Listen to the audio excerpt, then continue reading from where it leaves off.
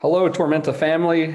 Super excited to be on the Boys Select Programming conversation with myself, Brad Nein, Vice President of Tormenta FC Academy, and Misa Garzon, who runs all of our U13 through U19 programming. Today, we're going to be talking about some of the different pieces that go into the boys program and how we think we're the best option for you in the area. Misa, anything you want to start off with here? No, just welcome everyone. Thanks for joining us. We're hoping that this meeting is very informative and kind of help give everyone an idea of what our boys program looks like for this upcoming season. We obviously are very excited for all the new things that we're doing and things that we have coming. So we wanted to be able to kind of share that with you and give you guys some information on it. So looking forward to it. Fantastic, Misa. So I'm going to start off with we're going to start off with some questions that parents sent us. Also a little bit of an overview of what all our different programs involve. So we're going to start off with talking about MLS Next and what that's going to entail. Our programming this year coming up is MLS Next as the top tier, NPL as the second tier, and SCYSA as your local option and third tier. Misa, can you go into some details with the MLS Next piece? Yeah. So as everyone knows, we are a one of the new members of MLS Next for this upcoming season. And so we're very excited for that. And how it's going to work is the MLS Next program is going to consist of a 10 to 11 month season from August to June for all of our top U13 and U19 teams. We'll field a team in the U13 age group, which is our 2009 group, 2008 age group, our 2007 age group, 2006 age group, 2005 age group, and our 2003 and 2004 age group as well. So very excited for that. And it's going to be, like I said, a 10-month season from August to June. They will play in at least 32 competitive matches throughout that time against other MLS Next teams. So in our region, we're looking at teams such as SSA out of Atlanta, Lanier Soccer Academy of Atlanta, Atlanta United, FC Charlotte, the brand new MLS club out of Charlotte, and other clubs in our area such as Jacksonville that will be playing throughout the year. And so included in that is also some regional events that we have from MLS Next that some showcases as well. And so, it'll be fun, it'll be exciting, but it will be different. One of the major things that we've been asked since we made the announcement of being MLS Next Club is as far as a player commitment, right? What does it all entail in? There will be a commitment level where players will not be able to participate in any other things outside of MLS Next. So that includes any school sports, any guest playing for any other teams. Players will not, full-time MLS Next players will not be able to do that for the upcoming season. Teams will be training with their teams and their coaches throughout the season. But it's very exciting to be able to play at the highest level. And, I think we're very excited for it. And I think we're going to do a very good job this first year.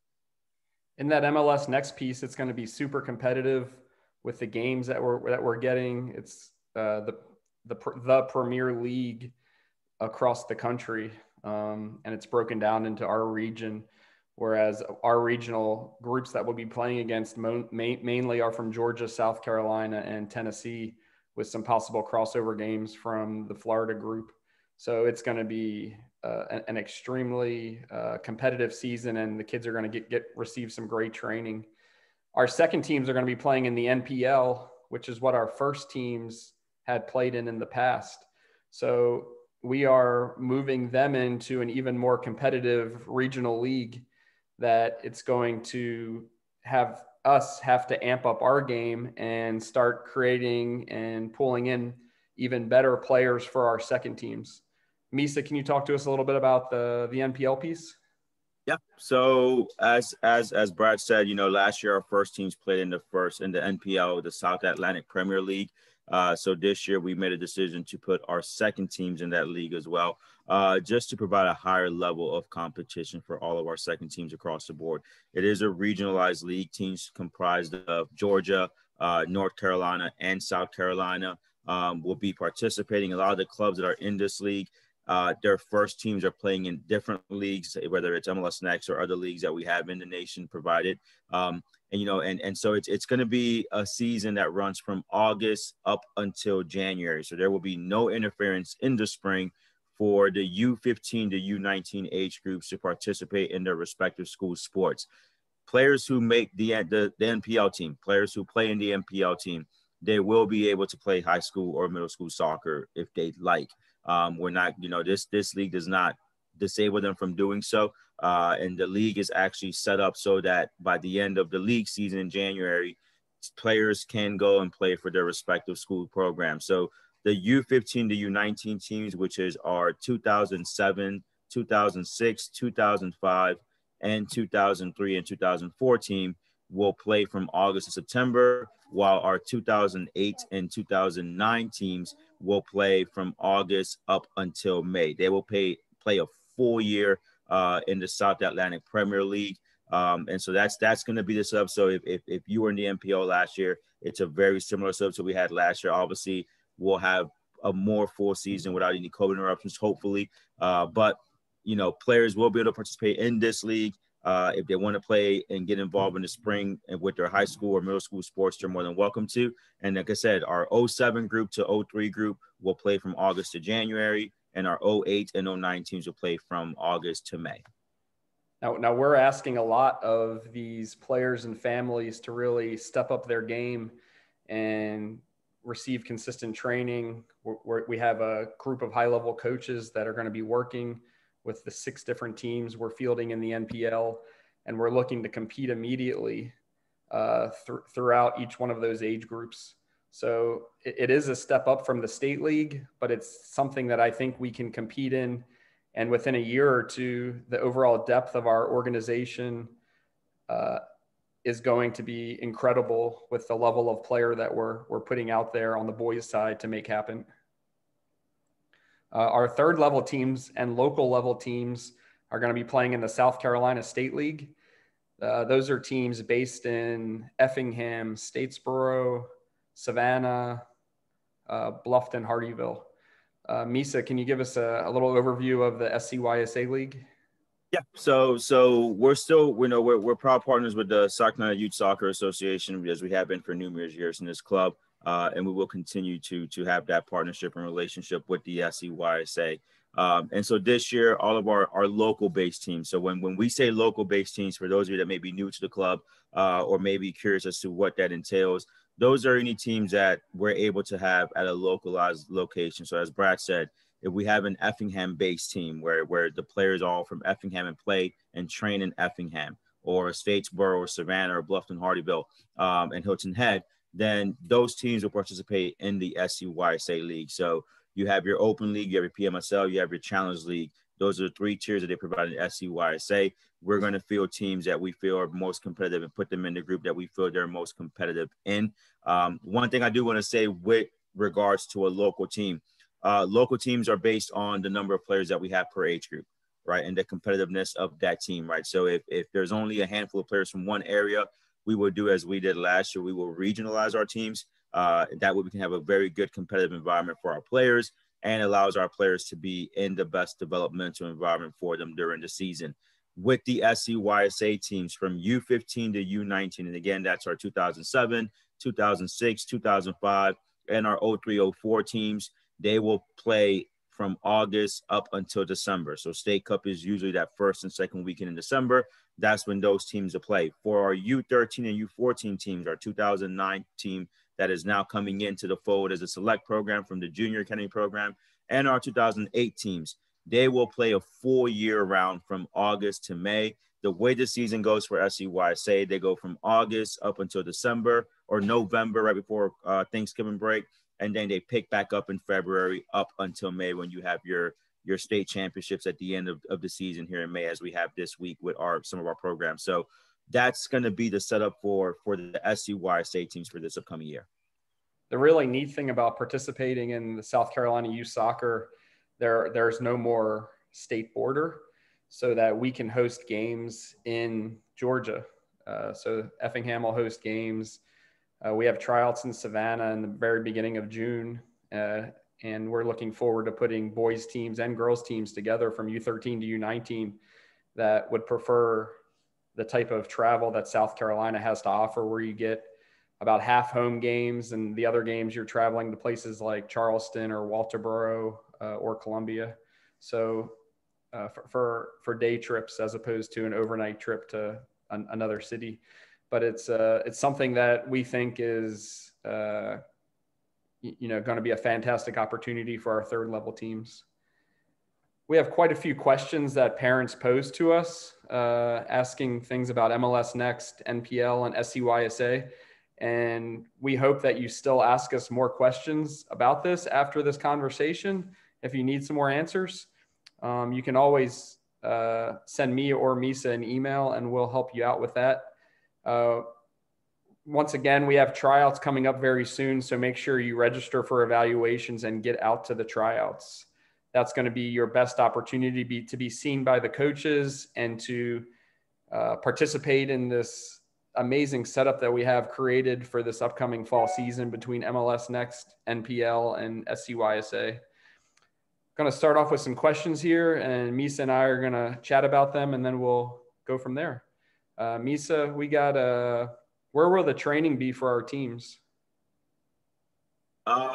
Throughout the region is a short answer, but we're still working on that, right? So again, it depends. After tryouts, we'll see what teams we have in which locations, and then we'll set up the best training option for those teams. So if it's a local-based team, whether it's a Statesboro team, an Effingham team, a Savannah team, or a low country team, which is the area of Bluffton, Hilton Head, and Hardyville, they will train in a localized location, whether it's at Effingham at Sandhill, at the clubhouse in Statesboro, or at Savannah at one of our venues there, or at Hardyville or Bluffton at one of our venues there. For our regionalized teams, which is comprised of players from different parts, right? As you know, we serve a big region. So some of our teams have players from Savannah, Beaufort, Hilton Head, Bluffton, Effingham, Richmond Hill, different areas, and they make one team.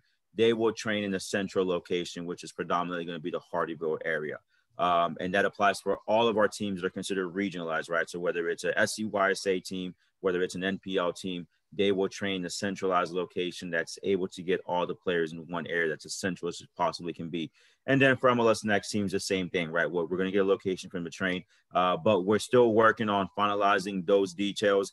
Once we're done with tryouts and probably in the early parts of summer, as we get teams confirmed, then we'll send out the information, let everyone know where your son's prospective team will train and what their training location will be and training schedule and all that.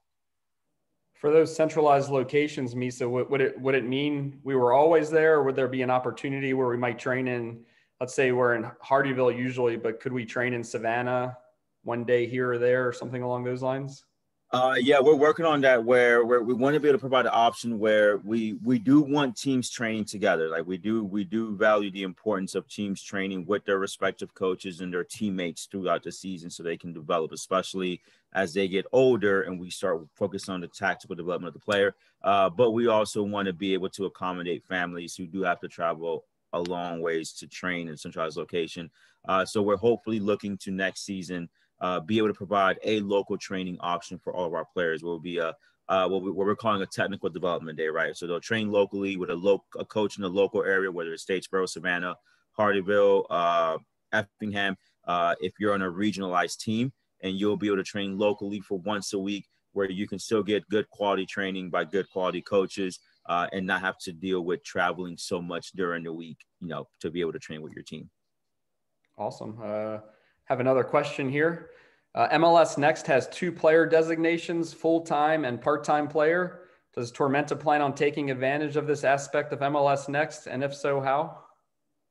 Yeah, so it's actually something that we started doing last year. So we're not going to leave it just to the MLS Next squad, but actually every team that we have on the Boys Select program will have this program or this pathway that we did last year that ended up being very successful. What we call our training player program, and how it works is players who we deem are able to train up, right? Whether it's with the higher level team. So if you're on a third team or a local team and we feel you have the talent potential to play up with the second team, then we want to put you in that environment at least once a week with that second team still your priority is your primary team, but put you in that environment to train, develop, and hopefully get moved up. The same idea is going to apply to the MLS Next. Now, with MLS Next, is different because players have to be designated at the beginning of season. So how that's going to work is that once we're tryouts, our coaching staff, who are our MLS Next coaches, our technical director, and all of our staff is going to designate players who we feel can be part-time players with MLS Next. And how that works is they will train with the MLS Next group during the week alongside their primary team. And they will be able to play in up to 12 MLS Next matches throughout the year. As I said earlier, the MLS Next season goes from August to June. So within that 10-month time frame, players who are designated as part-time players for the MLS Next program will be able to participate in up to 12 matches throughout the tenure of that season. They'll be able to train with the MLS Next group. They'll be able to participate in training and everything, but their primary focus will be their teams. And that's how that works, right? That's something that MLS Next has started to do just to kind of help elevate the player pool for each club that's in it. And it gives us the opportunity for players that we feel that, have the potential to one day be MLS Next player, but maybe need more field time, maybe need to play in the second team to get more time on the field, give them that option to still be involved with the first team. But that option is something we'll also provide for our second and third teams. We did it last year with many players who were on our Navy team, trained with the Magenta team, or Magenta players training with the MPL team. That's something that was very successful, that we got to see a lot of players develop and grow and actually get moved up throughout the season. And that's something we want to continue doing for all of our players, because we do want to still provide every player, no matter where they start, a pathway to continue to develop. And if they're showing the improvement and development necessary, to get moved up, to have that ability to move up during the year. It's a huge opportunity for our kids to not feel the pressure of or being the 18th person on that MLS Next team, but to go get experiences in NPL, which is still a really good regional based league, and then have opportunities if an injury happens or if somebody can't make a game to go participate in that MLS Next game. It's something that, we've never been able to offer this level of play at MLS Next. So it's going to be just an amazing opportunity for soccer in our area to continue growing in this matter. Let me see what else we got here as far as a question. Misa, what will the roster size for the MLS Next teams be? That will vary. We're allowed to have up to 18 game day players, so we can roster 18 on game day. As far as our training pool, we can have more players in our training pool, as again with that part-time program that we have. So once we're done with tryouts, the coaching staff, the coaches of each respective age group, will evaluate and pick the players that we feel will be beneficial to be in the MLS Next step. So there isn't really a number per se for us to say, hey, we're going to have these many players, but it's just essentially up to the talent level that we have and what our coaches are looking to do with the MLS Next teams. So it's mainly going to be our players at the level to compete, or is it healthier for them to participate in the NPL group and then guest play through with an MLS Next group? Maybe if they advance, then they become a full-time designation player as the season goes along type thing. Yeah. And that's pretty much, again, our priority is the player development, right? To make sure that we put the player in the best environment to help them develop. So if we feel that a player needs to be on the field more and they won't get that opportunity with the MLS Next team, then we do have that possibility of designating them as a part-time player where they can still play in a competitive league in the South Atlantic Premier League, but still be in an environment MLS Next and continue to develop. And then if, like Brad just said, if at any point in the season, the MLS Next League does provide windows throughout the season where players can be, their designation can change from part-time to full-time or vice versa for whatever reason. Then if we feel that a player has earned that change in the designation, then we will do so at the right time. Awesome. Has there been any discussions about organizing group travel for some of the further destinations next year? The lucky thing we have going on with our programming is it's limited flights. I learned a lot of when we were getting into MLS Next, I learned a lot through talking to the league and other organizations where if they're based in the Midwest, they have about 6 or 7 flights a year to compete. We're lucky that we don't have to do that. Misa, could you let us know a little bit about possibilities of of how we will travel next year?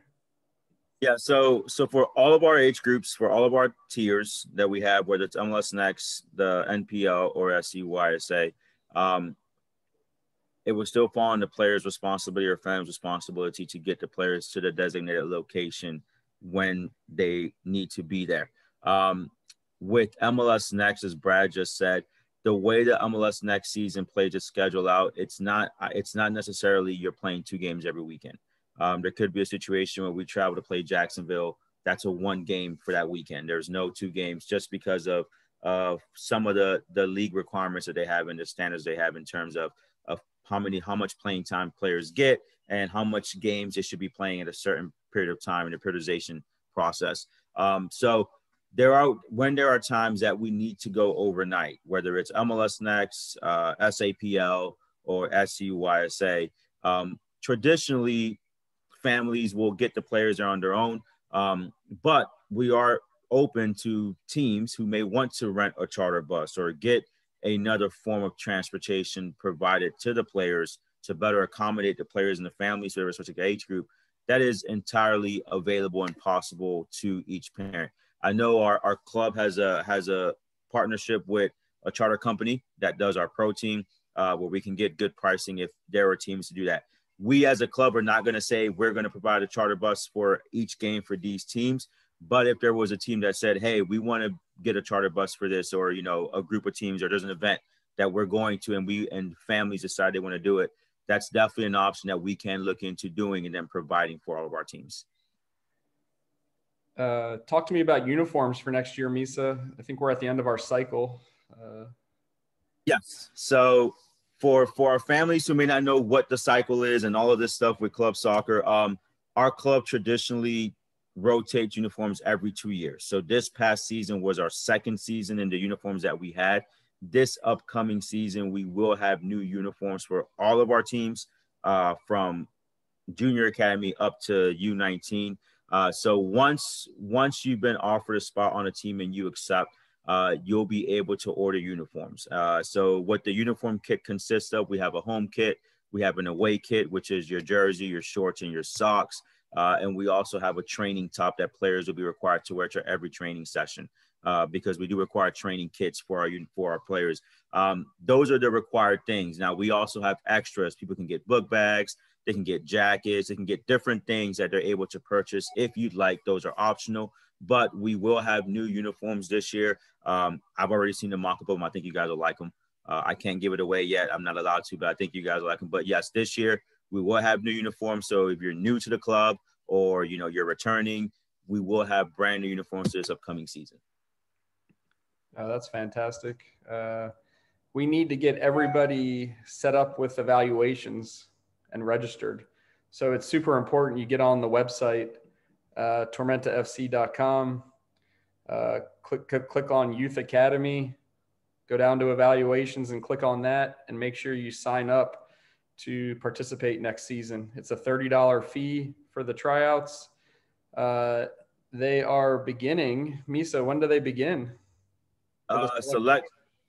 Select tryouts will begin the week of May 17th. So if you are looking to try out for our MLS Next or our NPL teams, you will be required to attend this tryouts the week of May 17th.